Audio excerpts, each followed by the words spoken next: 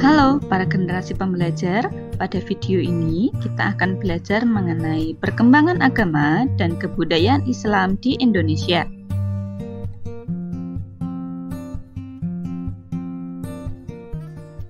Ada 3 teori yang dikemukakan oleh para ahli mengenai teori masuk dan berkembangnya agama dan kebudayaan Islam di Indonesia. Teori yang pertama adalah teori Gujarat. Teori ini dikemukakan oleh Nugroho, Sutherland, dan Flecker. Teori Gujarat menjelaskan bahwa Islam di Indonesia berasal dari Gujarat, India. Hal ini didasarkan pada ditemukannya nisan Sultan Malik Al-Saleh. Batu nisan milik Raja Samudra Pasai ini memiliki ukiran atau corak yang sama dengan ukiran-ukiran di Gujarat. Selain itu, teori ini juga didasarkan pada berita Marco Polo yang pernah singgah di Desa Perlak, Aceh. Ia menjelaskan bahwa di Desa Perlak terdapat penduduk lokal yang beragama Islam dan banyak pedagang India yang berperan dalam penyebaran agama Islam tersebut. Teori yang kedua adalah teori Arab. Menurut teori ini, agama Islam yang berkembang di Indonesia dibawa oleh para pedagang Arab pada abad ke-7 Masehi. Teori Arab dibuktikan dengan adanya desa Baros di Sumatera Barat. Desa ini merupakan pemukiman Muslim di mana di dalamnya banyak pedagang Arab yang tinggal dan singgah untuk perdagangan kapur barus. Selain itu, di Samudra Pasai juga berkembang mazhab Syafi'i. Mazhab ini sama dengan mazhab yang berkembang di Arab dan di Mesir pada masa itu. Teori yang ketiga adalah teori Persia. Teori ini dikemukakan oleh Husein Boyodiningrat. Menurut beliau, Islam di Indonesia berasal dari Persia. Hal ini didasarkan pada adanya aliran Syiah yang berkembang di Indonesia. Tradisi Syiah dapat kita jumpai di Sumatera Barat dan Bengkulu. Di sana terdapat peringatan tabut atau tabui setiap tanggal 10 Muharram atau 1 Asyura untuk memperingati wafatnya Hasan dan Husain, cucu Nabi Muhammad. Upacara ini juga merupakan ritual tahunan di Persia.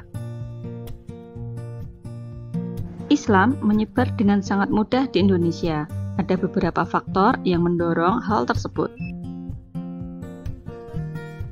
Faktor pertama adalah karena Islam disebarkan dengan jalan damai, bukan melalui paksaan atau peperangan, sehingga masyarakat tidak merasa ditekan atau dibebani untuk memeluk agama Islam.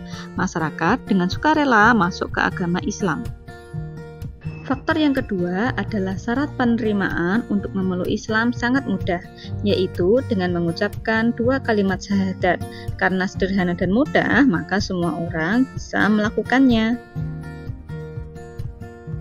Selain itu, upacara keagamaan dalam Islam juga sederhana dan tidak memerlukan banyak biaya.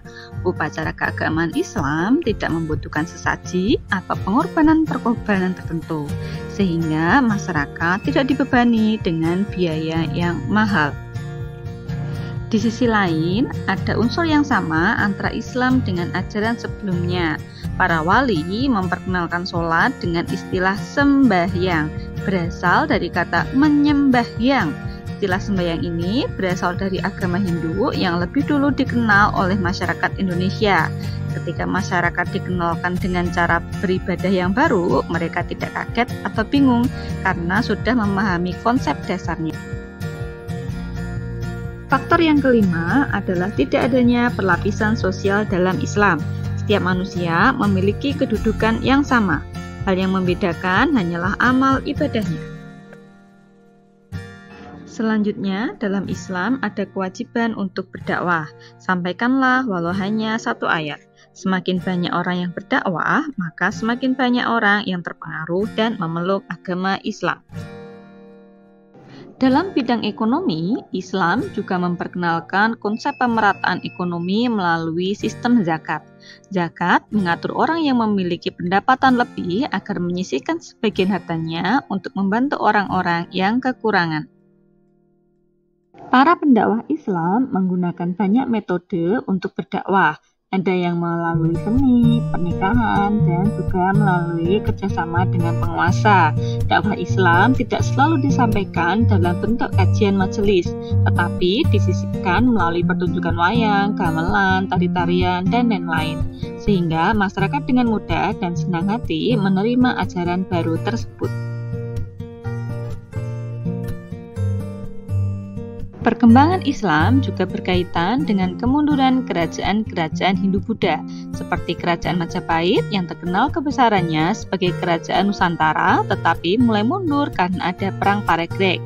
Pada akhirnya, Majapahit harus tumbang di bawah kekuasaan Kesultanan Demak yang bercorak Islam. Perkembangan teknologi dan kondisi politik internasional juga berpengaruh pada proses persebaran Islam. Kedatangan bangsa Eropa ke Indonesia yang bertujuan membangun kolonialisme dan imperialisme telah mendorong rakyat Indonesia bersatu di bawah naungan Islam dengan semangat jihad. Penyebaran Islam di Indonesia dilakukan dengan berbagai cara, yaitu melalui perdagangan, perkawinan, pendidikan, tasawuf, dan kesenian. Perdagangan merupakan saluran penyebaran Islam yang pertama dan utama. Pada abad ke-7 sampai ke-16, perdagangan di Indonesia sangat ramai. Para pedagang pribumi berinteraksi dengan para pedagang asing, termasuk pedagang dari Gujarat, Arab, dan Mesir. Dalam interaksi ini, mereka saling bertukar pengaruh. Para pedagang Islam dari India, Mesir, dan Arab kemudian bermukim di Indonesia. Lama-kelamaan, jumlahnya semakin banyak, sehingga penduduk lokal mulai mengenal Islam. Para pedagang juga berinteraksi dengan para penguasa. Ketika para raja dan bangsawan telah memeluk Islam, maka rakyatnya juga ikut memeluk Islam.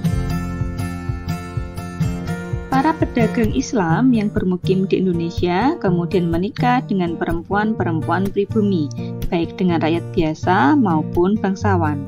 Sebelum menikah, perempuan-perempuan pribumi ini diwajibkan untuk memeluk agama Islam terlebih dahulu. Keturunannya pun pada akhirnya cenderung mengikuti agama orang tuanya, yaitu Islam. Pendidikan Islam yang semakin meluas mendorong munculnya para ulama dan mubalik. Mereka menyebarkan Islam melalui pondok pesantren. Saluran ini dianggap yang paling efektif dalam menyebarkan agama Islam. Ajaran tasawuf banyak dijumpai pada cerita babat dan hikayat. Ajaran ini mudah berkembang karena sesuai dengan pola pikir masyarakat yang masih berorientasi agama Hindu.